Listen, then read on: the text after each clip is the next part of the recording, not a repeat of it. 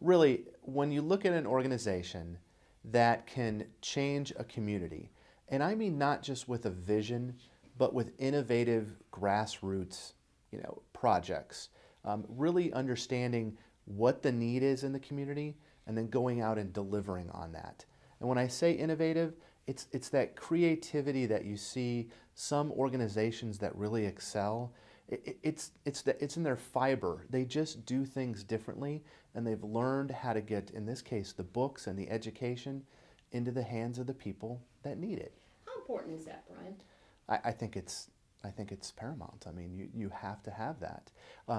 If you just had a webinar on how to teach your kids to read, who's going to see it? You have to be in their homes, you have to be in the schools, you have to be in their living room, and that's how you show them. There is quite a bit of frustration in our community when you look at some of the shocking statistics where 75% of the kids starting in kindergarten really aren't ready. And there's fear that if you start behind, you stay behind. Where do you weigh in on all that? What are some of your thoughts on that?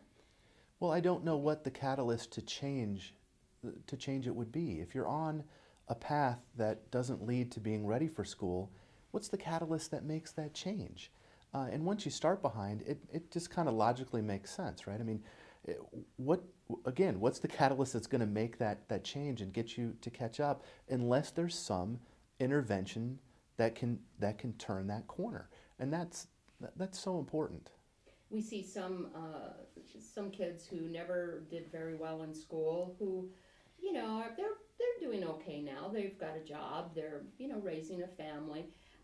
If you had a crystal ball and you could see they're doing okay now, but where would they have been? Where could they have been down the road? I mean, that's an important thing to kind of keep in mind, isn't it? Sure.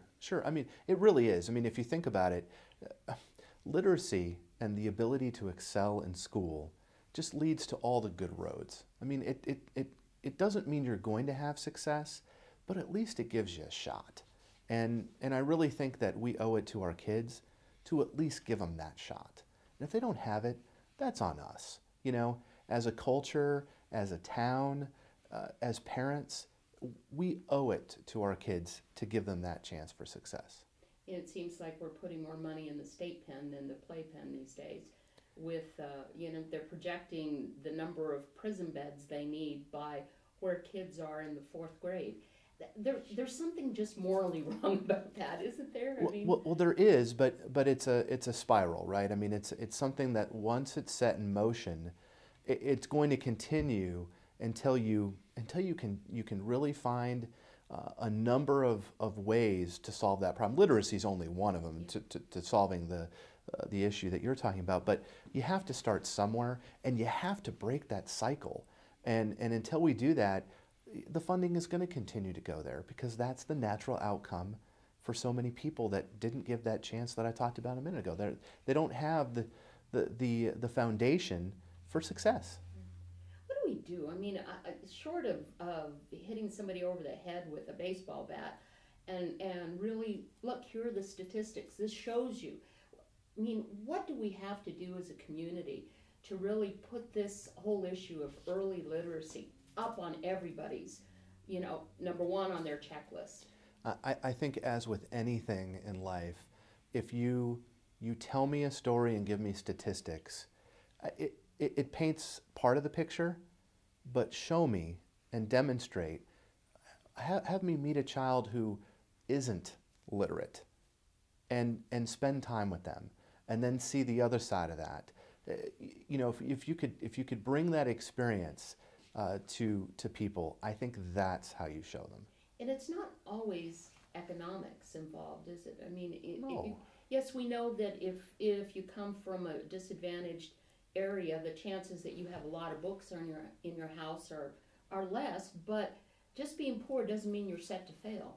Absolutely not. Well, I mean, our country has story after story of those who pulled themselves out of very difficult socioeconomic situations into greatness. But I think we could all agree that on the whole, we'd rather start ready for school, ready to read, and have a basis for success. What do you say to parents who may say, well, Brian, that's great, but I've got to hold down two jobs. I've got other kids I have to deal with. There's just, I think in their minds they're thinking this is a big deal I have to do. I really have to spend a ton of time on it. It really isn't that, is it? I mean, No, I think, even at the smallest level of involvement, you could still be an advocate in a social perspective. Lobby with write your congressmen and women. Show them that this is an important issue in our community, and that we need legislative help and funding to help solve it. I mean, anyone can get involved at that basic level. what about getting involved with your own family and your own children? It doesn't take $1 million. It doesn't take No. a huge amount of resources, but what does it take? Well, I would say it takes head, heart, and guts, right? I mean, you have to know how to teach them. It's got to be in your heart to want them to succeed, and you got to have the courage to do it. Wow. Where do you see Make Way for Books in 10 years? What's the vision? It's funny, we were just finishing up on our 5-year strategic plan, and the neat thing about this organization is that it continues to adapt almost constantly.